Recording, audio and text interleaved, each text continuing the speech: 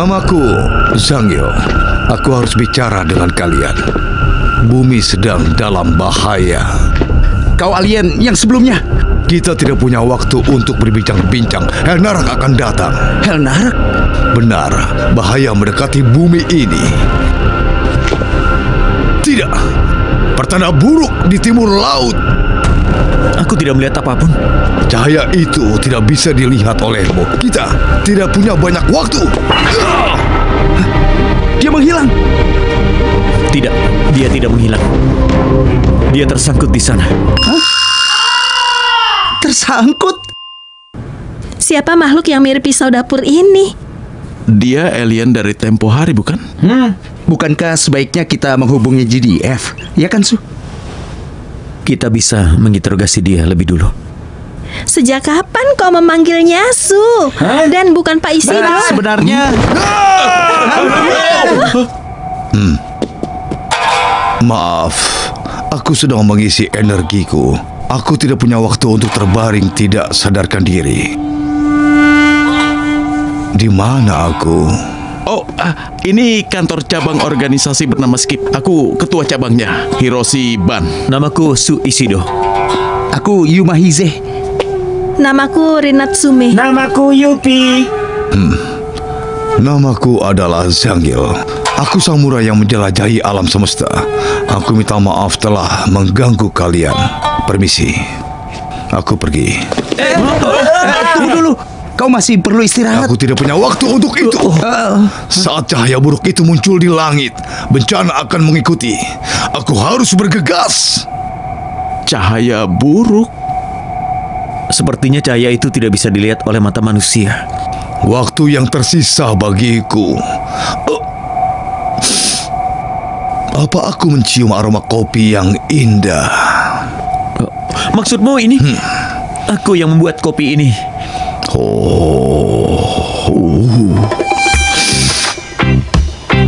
Silakan. Aroma yang manis. Biji kopinya pasti jenis khusus dari selatan. Wah, kau bisa membedakannya. Kupanggang biji kopi berkualitas tinggi dari Indonesia di rumahku. Seduhan kopi yang luar biasa. Kau pasti seorang barista yang sangat terkenal, Tuan Su.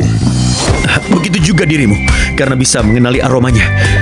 Aku mengukus biji kopinya tepat 25 detik, suhu 92,7 derajat. Luar biasa, bukan? Aku tidak pernah mendengarmu tertawa seperti itu, Tuan Su. Benarkah? Tapi kopimu itu selalu pahit, Tuan Su. Jangan panggil aku Tuan. Kopiku ini hanya bagi mereka yang memiliki selera dewasa. Aku memang masih muda. Rin.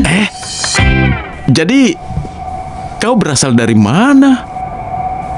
Dunia yang berbeda dari dunia ini. Dunia bayangan, di mana jiwa-jiwa buruk mengembara. Dunia bayangan? Benar, itu adalah perbatasan antara dunia ini dan dunia berikutnya. Di sana ada sesuatu yang bisa disebut sebagai Shogun kegelapan. Namanya adalah Helnarak. Helnarak menyimpan jiwa dan kesadaran kaiju ke dalam telur dan mengirimnya melewati celah dimensi. Saat telur-telur kaiju bayangan menetas, mereka melewati jalan kegelapan dan muncul di dunia ini untuk membawa kehancuran. Jadi maksudmu Mogusion menetas dari salah satu telur itu? Dan kaiju lain yang melanggar hukum fisika akan terus muncul? Kaiju itu dibuat bingung oleh ingatan saat mereka masih hidup. Dan istilah bumi kalian menyebutnya jiwa-jiwa jahat. Atau mungkin monster. Monster? Misiku adalah mengalahkan monster-monster dari dimensi lain itu. Aku sudah bersumpah kepada pedang meteor ini. Itu suara dari sebelumnya. Kami sudah menganalisis pertempuranmu. Saat kau membunyikan pedangmu, kaiju menjadi tidak stabil. Mereka yang seharusnya tidak ada di dunia ini akan selalu merasakan gesekan dimensi. Suara ini mengganggu perbatasan antara jiwa dan jasmani yang membuat kaiju dikalahkan oleh pedang meteorku. Yupi, rekam suaranya. Analisa gelombang suaranya. Baik, Yupi siap bertugas. Bip, bip, bip. Memulai analisis. Shogun kegelapan ingin membangun pasukannya dan akhirnya melewati celah dimensi untuk memasuki dunia ini. Dia ingin mendirikan kesogunan kaiju di sini. Ini seperti alur cerita drama sejarah. Aku suka dengan drama sejarah.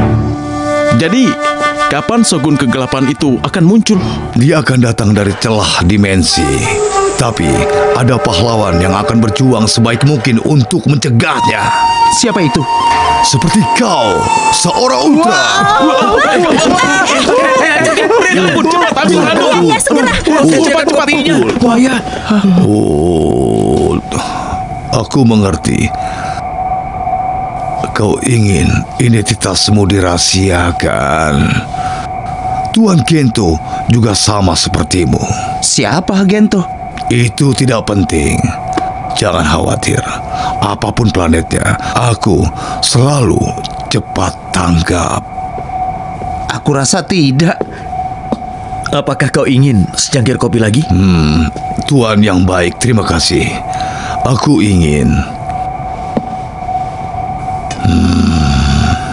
Baiklah. Untuk kopi yang nikmat. Tuan Zanggil, apakah ada ultra lain ya di dimensi lain? Imajinasi memiliki kemungkinan yang tidak terbatas. Jumlah alam semesta sama banyaknya dengan jumlah kemungkinan. Begitu juga dengan jumlah para ultra. Aku mengamati ilmu pedangmu dan gerakanmu masih kaku. Masih ada keraguan untuk menebas makhluk dari dunia lain. Kau harus menebasnya sepenuh hati. Hah? Menebasnya sepenuh hati? Bagaimana cara menggambarkan kehidupan? Kehidupan itu seperti lingkaran besar. Satu kehidupan yang tiada diteruskan kepada kehidupan yang lain. Hatimu harus mempercayai arus kehidupan dan menebas dengan gerakan yang mulus seperti ini. Aku menyebutnya pedang meteor penebas monster. Dan yang mengganggu harmoni kehidupan itu adalah Helnarak. Kau baik-baik saja? Aku baik-baik saja, tidak apa-apa. Dengar. Melindungi ketentraman dan keharmonisan planet ini, itu adalah takdirmu. Menghadapi makhluk dari dimensi lain, itu tugas seorang ultra, bukan?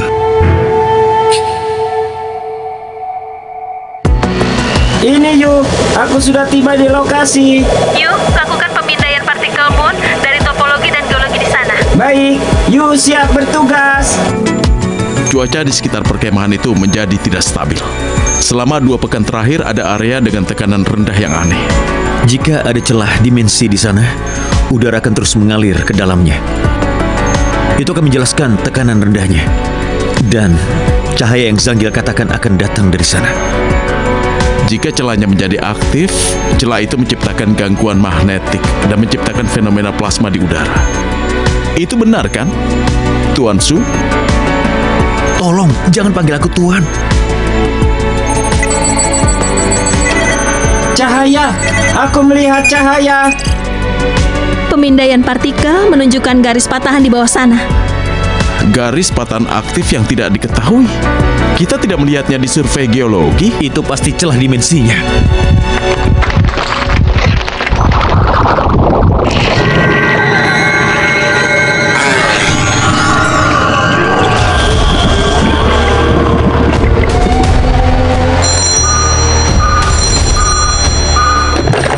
Ya, ini saluran siaga kaiju skip. Kaiju muncul 2 sekaligus. Baik, aku mengerti. Terima kasih. Gedos dan Taganular, mereka adalah kaiju bayangan yang dikendalikan oleh Helnarak. Gedos memiliki insang dan juga sirip. Melihat biologi kaijunya, dia pasti makhluk laut. Untuk Taganular, sepertinya dia makhluk arthropoda terestrial. Jika Gedos menuju laut, Taganular mau pergi kemana? Di arah utara barat daya ada... Apakah dia mengincar pembangkit listrik energi fusi? Dia mencari makanan seperti saat dia masih hidup. Jika dia menghancurkan pembangkit listrik itu, maka kerusakan akan sangat besar. Kita tidak bisa menghadapi keduanya sekaligus. Aku akan mengurus Taganular. Kalian bisa mengejar Gedos. Pak Zanggil! Ada yang belum aku katakan kepada kalian. Sebenarnya, aku juga salah satu jiwa dari dunia bayangan yang dihidupkan kembali oleh Helnarak. Apa? Tapi kegelapan tidak menyelimutiku. Aku akan selalu menjadi samurai luar angkasa. Aku tidak akan tunduk kepada Shogun kegelapan. Jadi, tidak seperti kaiju bayangan, aku tidak mendapatkan energi kegelapan. Dalam diriku hanya tersisa sedikit kekuatan. Maksudmu, kau akan tiada jika bertarung? Tapi aku harus tetap melakukannya. Itulah jalan seorang samurai.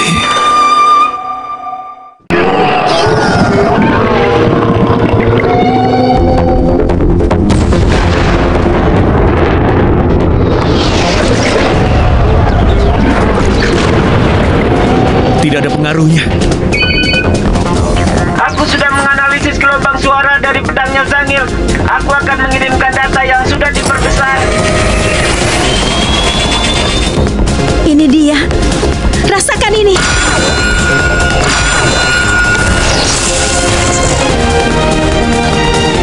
Seperti garpu tala yang beresonansi. Gelombang suara dari pedang Zanggil sepertinya mempengaruhi kaiju itu. Baiklah, aku akan coba bantu. Jika kita memfokuskan gelombang suaranya, tubuhnya akan muncul. Mari kita coba. Yupi, kau juga bergabung ya. Kami akan datang kaiju bayangan.